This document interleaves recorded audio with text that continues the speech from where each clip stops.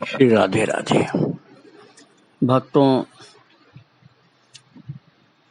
किसी महान संत का साथ जिसको मिल जाए तो उसके ऊपर धीरे धीरे रंग चढ़ ही जाता है। और यदि पहले से ही कुछ तपस्या की पूंजी हो पिछले जन्म की, तो ये कार्य बड़ी तीव्रता से होता है। आज जिन महान संत की चरितावली में सुनाने जा रहा हूँ, प्रभु की कृपा से, वो सखी किशोरी दासी जी थी। ये जगन्नाथपुरी में रहने वाली थी और ये ललिता दासी की संगिनी थी। और उन्होंने अल्पावस्था में ही गुरुदेव श्री बड़े बाबा जी महाराज से उनकी कृपा से सिद्धि प्राप्त की थी। अब उनके विषय में जानने के लिए मैं एक घटना से उनके चरित्र को सुनाना शुरू कर रहा हूँ। वो घटना इस प्रकार से घट रही, वक्तों सावधानी से श्रवण करिए। बड़े बाबा जी कलकत्ता में आगरपाड़ा के बगीचे में ठहरे हुए थे और एक दिन वो प्रातः मुंह धो रहे थे तो अकस्मात उनके मुख से कुछ रक्त निकला। तो उपस्थित संगी गण ये देखकर बड़े चिंतित हुए। उन्होंने पूछा महाराज जी से कि हम लोगों ने तो कभी आपको ऐसी अवस्था में नहीं देखा, अकस्मात आपके मुंह से रक्त आने का क्या कारण महाराज जी? क्या आपको कुछ शारीरिक व्याधि है क्या? तो बाबा जी बोले कि श्रीधामपुरी में अकस्मात कोई विपत्ति आ गई है, इसीलिए मेरी ये अवस्था हुई है। और महाराज इतना कह करके अपनी कोठरी में जा करके सिर से पैर तक चादर ओढ़कर लेट गए। और कोई आधे घंटे बाद अकस्मात बाबा बोले, किशोरी किशोरी। और ये उच्चारण करने के बाद फिर चुप हो गए। और महाराज 10:30 बजे उठ करके बोले, मैं आज ही पूरी जाऊंगा, पुलिन से कह दो। और इतना कह ही रहे थे कि पुलिन दादा एक टेलीग्राम हाथ में लिए हुए भागते हुए आए। और फिर इन्होंने पूछा, क्यों पुलिन, कैसा कागज है हाथ में? बाबा ने पूछा। और पुलिन दादा को कुछ इधर उधर करते हुए देख करके बोले, कहो कहो क्या बात है? मैं पहले ही जानता हूँ। राधा अष्टमी के दूसरे दिन राधा रानी ने किशोरी दासी को अंगीकार कर लिया है। अच्छा ही हुआ,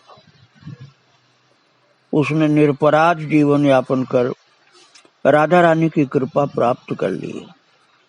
जो भी हो, मैं आज ही पूरी जाऊंगा, व्यवस्था कर दो। और महाराज अकस्मात उनके पूरी जाने की बात सुन करके आगरपाड़ा निवासी बहुत से लोग आकर उनके पूरी जाने का कारण पूछने लगे। बाबा से भक्त लोग पूछ रहे हैं। वे बोले, अद्वैत दास नामक 20 वर्ष की अवस्था का एक बालक कई साल पहले कलकत्ता से मेरे साथ छोड़ वृंदावन चला गया था और तीव्र वैराग्य धारण कर वृंदावन में रहता था और वृंदावन के सब स्थानों का दर्शन करके बरसाना जाकर के रहने लगा और वहां श्री जी के मंदिर में झाड़ू लगाया करता था। किसी से कुछ बातचीत नहीं करता था। संध्या समय अपने शरीर को चादर सिर पर के डाल करके और बड़े अनुराग से श्री जी के सम्मुख नृत्य करता था। अब देखिए महाराज कैसी विचित्र भक्ति थी इनकी। बड़े बाबा अपने श्रीमुख से बता रहे हैं बात। बाबा बता रहे हैं कि बालक से सब लोग बड़ी प्रीत करते थे। एक दिन प्यारी जी ने स्वप्न में उससे सखी वेश धारण करके नृत्य करने को कहा। स्वयं राधा रानी ने ऐसा स्वप्न में कहा था कि तुम सखी वेश धारण करके नृत्य करो। और इस प्रकार आदिष्ट होने पर भी तदनुरूप प्रत्यक्ष आदेश या प्रमाण न होने के कारण पूर्ववती नृत्य करता रहा, सखी वेश धारण नहीं किया। और 3 दिन के बाद रात में फिर प्यारी जी बोली, क्यों, मैंने जैसा कहा था तूने किया नहीं। कल संध्या 7 बजे मैं एक वस्त्र भिजवा दूंगी, उसे पहनकर मेरे सामने नृत्य करना, वही तेरा सिद्ध वेश है। और महाराज इतना कह करके वे अंतर्धान हो गए। और दूसरे दिन यथा समय प्रिया जी के सेवकों में से एक वृद्धा स्त्री एक साड़ी और एक चोली लेकर के आई और अद्वैत को देते हुए बोली, बाबा तुम प्यारी जी के सम्मुख रोज नृत्य करते हो, मुझे देखकर बहुत सुख मिलता है। ये साड़ी और चोली पहनकर नाचा करना। और इतना कह करके वो द्रुत गति से वापस चली गई।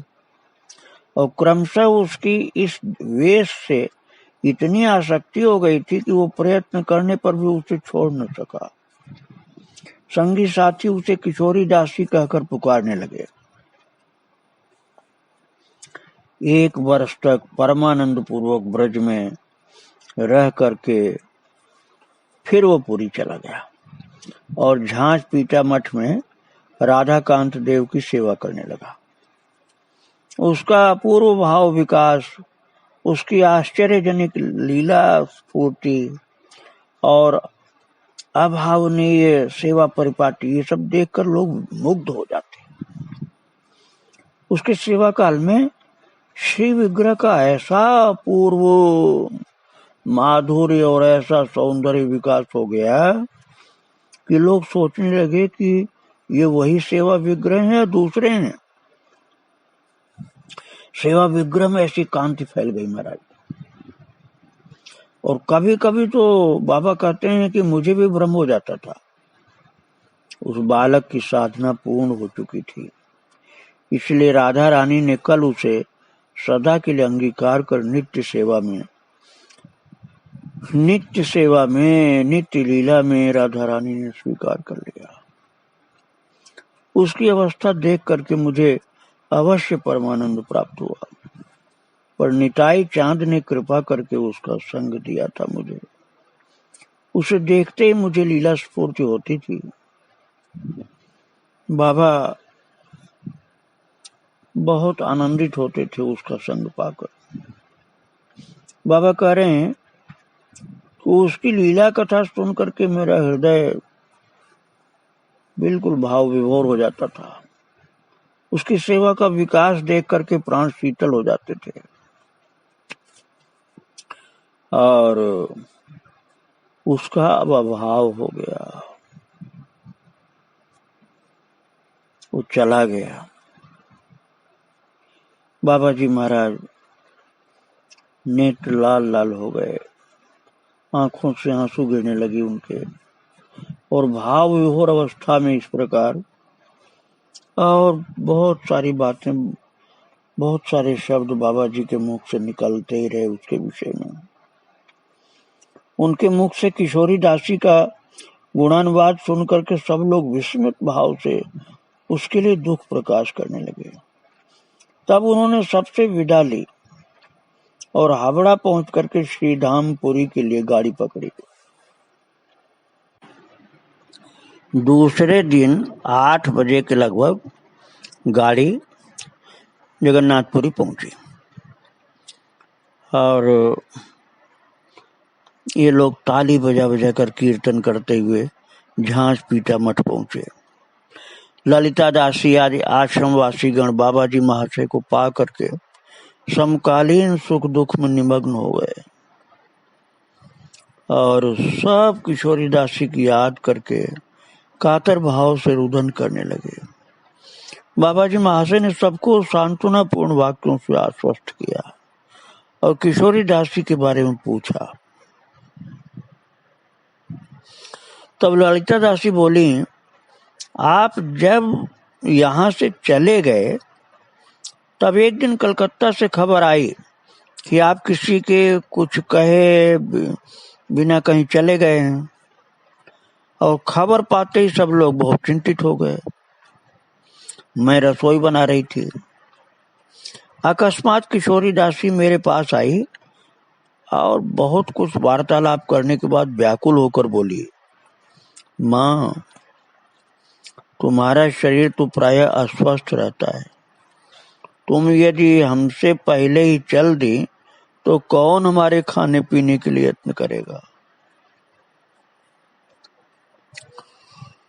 और बाबा जी महाशय तो हमें छोड़ करके आज तक ही प्राय भ्रमण करते हुए जीवों का उद्धार करते रहते हैं। मैं साथ तो रह नहीं पाती हूँ, वो तो जीवों के कल्याण के लिए घूमते रहते हैं। और नवद्वीप दादा, गोकुल दादा, चैतन्य दादा आज भी हमारी ममता त्याग कर और अलग अलग सेवा कार्य में लगे रहते हैं। और तुम भी चली गई तो हम किसके पास रहेंगे, कौन हमारी ओर दृष्टिपात करेगा। अब महाराज ये ललिता दासी बता रही बड़े बाबा को। तो ललिता दासी ने कहा बड़े बाबा से कि मैंने कहा किशोरी दासी से कि भय की क्या बात है, तुमने जिसके चरणों का आश्रय लिया है उनके चरणों में मेरे सामने सत सत दासियां लौटती हैं, तुम लोग उन्हें प्राण से भी अधिक प्रिय हो, तुम्हें दे रखी हैं, उसी में हृदय में लगी रहो, तुम्हारी अभिष्ट की पूर्ति होगी। और किशोरी दासी ने कहा कि नहीं माँ, तुम्हारी बातों से मेरी व्याकुलता नहीं मिटती, मेरा चित्त बहुत व्याकुल हो रहा है, क्या करूं। और ललिता दासी कह रही कि तो मैंने कहा कि पगली इतना अस्थिर क्यों हो रही है, हमारे प्रभु वांछा कल्पतरु हैं, उनसे कहो वांछा पूर्ण करेंगे। और वांछा कल्पतरु नाम सुनते वो प्रसन्न होकर बोली, वे वांछा कल्पतरु हैं तो कोई चिंता नहीं, मैं तुम्हारे सामने प्रतिज्ञा करती हूँ कि मैं सच्चे हृदय से उनसे प्रार्थना करके तुमसे पहले ही शरीर छोड़ने का प्रयत्न करूंगी।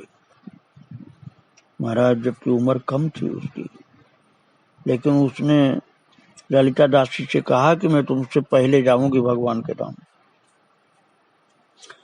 तो ललिता दासी बता रही बाबा को कि मैं उसकी बात को हंसी में टालते हुए बोली, अच्छा हो गया, इस तरह की फालतू बातों में समय नष्ट करने की जरूरत नहीं, जाओ सेवा कार्य करो।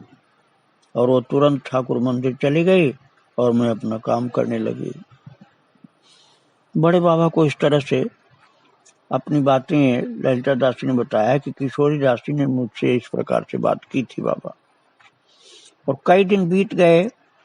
नंदोत्सव के दूसरे दिन संध्या समय कीर्तन के पश्चात उसकी ओर देखते हुए मैंने कहा, किशोरी, आजकल तेरा मुख मलिन दिखलाई पड़ता है, कुछ चिंतित सी दिखती है, क्या बात है। तो किशोरी दासी बोली, नहीं माँ, कोई खास बात नहीं, केवल यही सोचा करती हूँ कि मेरी वांछा कब पूर्ण होगी।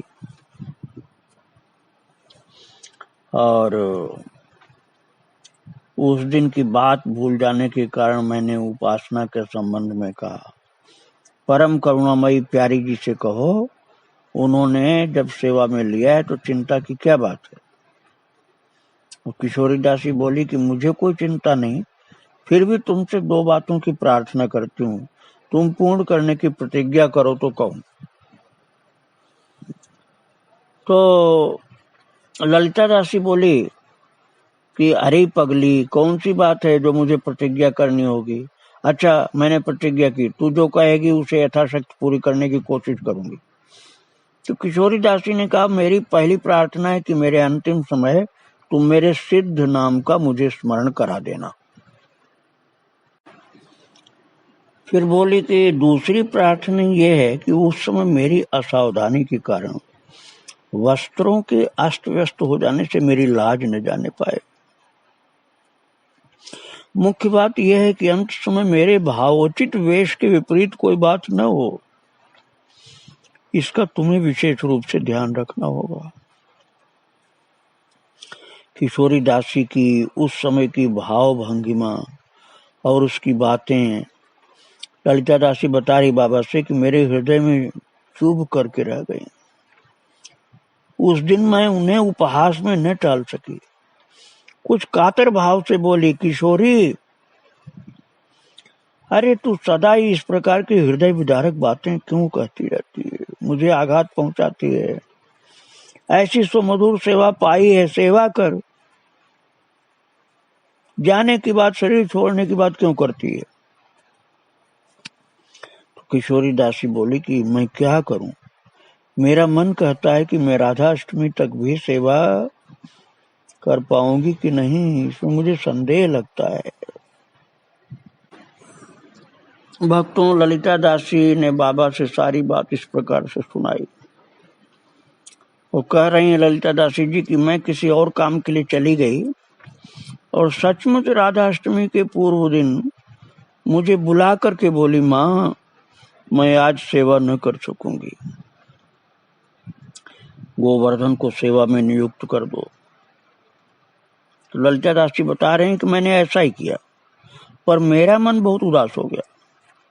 कविराज धूल रथ को बुला करके दिखाया। भक्तों, कविराज उस समय वैद्यों को कहा जाता था, जो अच्छे वैद्य होते थे उनको कविराज कहा जाता था। तो धूल रथ नाम के एक बहुत अच्छे वैद्य थे, वो उनको बुला करके दिखाया कि देखो इसका स्वास्थ्य कैसा है। तो वो बोले, इसकी अवस्था तो बिल्कुल खराब नहीं है, आप लोग इतना चिंतित क्यों हैं, कोई भय की बात नहीं। और बता रही ललिता दासी कि मैं उनकी बात का भरोसा नहीं कर सकी।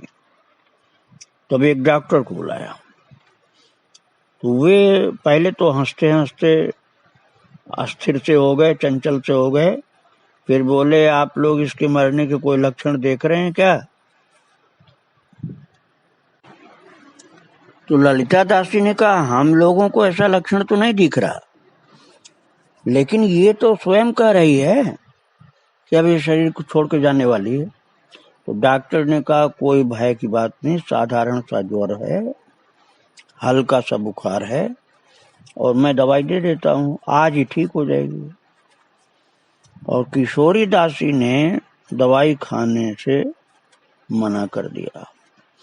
जब ललिता दासी बोल रही है कि जब बाबा मैंने बहुत कहा तो मधुर मुस्कान के साथ बोली, अच्छा तुम्हारी जो इच्छा सो करो। तो ललिता दासी ने जो दवाई दी उसको खा लिया उसने। दूसरे दिन राधाष्टमी थी और उत्सव आदि में व्यस्त रहने के कारण ललिता दासी बता रही हैं कि मैं सवेरे के समय उसकी देखरेख न कर सकी, और अपराह्न में उसने मुझे बुलाया और बोली, मेरे मन में केवल ये दुख है कि अंत समय बाबा जी महाराज के दर्शन न कर सकी। मैंने कहा, फिर ललिता दासी बोल रही कि मैंने कहा कि किशोरी बहुत ही साधारण ज्वर है, इतना क्यों भयभीत हो रही है? तो किशोरी दासी ने कहा, मैं सच कह रही हूँ, मुझे ऐसा लगता है कि कल 8:30 बजे से 9 बजे के बीच मुझे अवश्य जाना होगा। तो मेरी बात का विश्वास करके उसी के हिसाब से कार्य करो, नहीं तो बाद में पछताओगी तुम। तो फिर वो बता रहे हैं कि मेरा अनुरोध है कि जैसे नित्य प्रातः ठाकुर की रसोई तैयारी होने लगती है, कल ऐसा न हो। ये बात किशोरी दासी ने कहा। और महाराज ये सुन करके तब ललिता दासी स्थिर नहीं रह सकी और रोने लगी। और ललिता दासी ने रो करके कहा, अरे किशोरी, तूने जो कहा था वही करेगी क्या? क्या सचमुच हमें छोड़कर ब्रज चली जाएगी? महाराज, किशोरी दासी वही है जो बरसाना के मंदिर में रोजाना झाड़ू लगाती थी बड़े भाव से, और जिनको राधा रानी ने कपड़े दिए थे पहनने के लिए कि ये कपड़े पहन करके नृत्य किया करो मेरे सामने। भक्तों, अब वो बिल्कुल स्वस्थ थी, ऐसी कोई गंभीर बीमारी नहीं थी, और उन्होंने ललिता दास जी से निश्चित बता दिया टाइम कि 8:30 से 9 के बीच में मुझे जाना है। तो किशोरी दासी ने कहा, माँ तुम्हारे आशीर्वाद से लगता है कि ऐसा ही होगा, निश्चित है मेरा जाना, मुझे बीमारी कोई नहीं लेकिन जाना है, मुझे पता हो गया। और बोलने लगी वो कि तुम्हारे दुख करने का कोई कारण नहीं, तुम खुशी खुशी मुझे सजा कर भेजो। माँ मैं जितने दिन जीवित रहूंगी विपत्ति की आशंका रहेगी, और आप चिंता मत करो, मैं तुम्हारे सामने निष्कलंक होकर जा रही हूँ, ये तुम्हारे लिए बड़े आनंद की बात है। फिर भी बड़े बाबा का दर्शन नहीं कर सकी, इसका दुख है मुझे, और माँ तुम्हारा मधुमेह संग छोड़कर जा रही हूँ, इसका भी दुख है। एक दुख तो बड़े बाबा का दर्शन नहीं मिला, और दूसरा दुख किशोरी दासी ने कहा ललिता दासी से कि आपका इतना प्यारा मीठा संग वो छूट रहा है, उसका दुख है मुझे। महाराज इतना कह करके बालिका के समान ललिता दासी का गला पकड़ करके रोने लगी वो, और थोड़ी देर बाद कुछ स्थिर हुई और महाप्रसाद मांगा, और कुसुम एक थाल में राधाकांत देव और जगन्नाथ देव का प्रसाद लेकर के आई। ललिता दासी ने कहा बड़े बाबा से कि महाप्रसाद के आते ही वो अपने हाथ से थोड़ा थोड़ा हमारे सबके मुंह में दिया, और सब संतों का जो अधरामृत प्रसाद बचा हुआ था वो इस प्रकार से लिया, सब ठाकुर जी का प्रसाद, फिर संतों का प्रसाद, और इस प्रकार रात बीती। और दूसरे दिन प्रातः काल ही सब लोग उसके पास आकर के नाम करने लगे, गाने लगे भगवान का नाम, और महाराज ठीक 8:30 बजे उसकी अवस्था कुछ बिगड़ती दिखलाई पड़ी, और फिर जैसा उसने कहा था उसी हिसाब से उसके कान के पास ललिता दासी ने जो गोपी का भाव था उस भाव का उच्चारण किया, और उसका मुखमंडल प्रसन्न हो गया और उज्जवल ज्योति संपन्न हो गया, एकदम कांति सी चेहरे पर उसके आ गई। गोपी का जो भाव था वो भाव प्रकट करके ललिता दासी ने बताया था कि तुम्हारा ये भाव है राधा रानी और कन्हैया के सेवा का, तो भाव बोल दिया उनके कान में, बहुत खुश हो गई। और उसी समय महाराज 2 माला भगवान के गले की लेकर के ललिता दासी ने पहना दिया, उनके राधा कृष्ण की माला उनके गले में पहना दिया, और बिल्कुल जैसे प्रिया जी से मिलने के लिए जा रही हो ऐसी ही सखियों ने उनकी सजावट की है। उनके पैरों में आलता, किसी ने सिर में सिंदूर भरा, इस प्रकार से नाना प्रकार से श्रृंगार किया गया उनका, और वो बैठी हुई हैं और राधा कृष्ण में ध्यान लगा हुआ, और संत लोग जो ये माता लोग हैं सखी लोग वो श्रृंगार कर रही हैं। और ललिता दासी ने बताया बड़े बाबा को कि हम लोग भज निताई गौर राधे श्याम जप हरे कृष्ण हरे राम, ये सब नाम कीर्तन हम लोग कर रहे थे। और महाराज जी वो भी हमारे साथ स्वर में स्वर मिलाकर कीर्तन कर रही थी, और अकस्मात जोर से हंसते हंसते, ऐसे नहीं कि उसके आंख डर लगा हो या रोई हो या घबराई हो, नहीं, खूब जोर से हंसी और राधे प्राणेश्वरी ऐसा बोल करके शांत हो गई, और मुख पर हंसी, आंखों में इतनी प्रसन्नता दिखलाई पड़ी कि जैसे कोई अत्यधिक सुख देने वाली चीज का दर्शन उसको मिला है। आंखें खिल गई प्रसन्नता से और उसी समय उसके प्राण निकल गए। चेहरा पर हंसी थी और आंखों में प्रसन्नता ऐसी दिखलाई पड़ रही थी। और इतना बोल करके बड़े बाबा के चरणों में बैठी ललिता दासी रोने लगी। बाबा जी महाराज अश्रुगदगद कंठ से महाराज मानो पंचमुख से किशोरी दासी के गुणों की प्रशंसा करने लगे। बड़े बाबा बहुत प्रसन्न होकर के कहने लगे, किशोरी का जीवन आदर्श जीवन था, राधा रानी की सच्ची सखी थी। बड़े भाव से राधा रानी ने उसको कपड़े दिए थे और अपने सामने नृत्य करने के लिए कहा था। राधा रानी की सेवा में ही लगी रहती थी, उसी भाव में डूबी रहती थी। यदि किसी की ब्रज में मधुर भावोचित सिद्ध देह पा करके राधा गोविंद की सेवा प्राप्ति की कामना हो तो सब प्रकार से किशोरी दासी को आदर्श मानकर साधक देह से श्रीमूर्ति में नित्य लीला स्थापन करके भाव सेवा करे, सदा मन की एकाग्रता संपादन करने की चेष्टा करे, अनन्य प्राण और निस्वार्थ भाव से अभीष्ट वस्तु से प्रेम करे और श्री गुरु वाक्य में दृढ़ विश्वास रखे तो पापों से निवृत्ति होगी, हृदय सरल और निर्मल हो जाएगा, आदर्श जीवन लाभ होगा। किशोरी दासी की लीला संवरण की बात सुन करके महाराज सभी लोग भाव विभोर होकर के आंखों से गिरते हुए आंसुओं से उसकी विदाई को जैसे सबने आशीर्वाद दिया है। बड़े बड़े सिद्ध महापुरुष संतों ने किशोरी दासी का गुणगान किया है। धन्य है ऐसी सखी माता जो अपने पवित्र जीवन के द्वारा राधा रानी की सेवा करती हुई उनके धाम को प्रस्थान किए।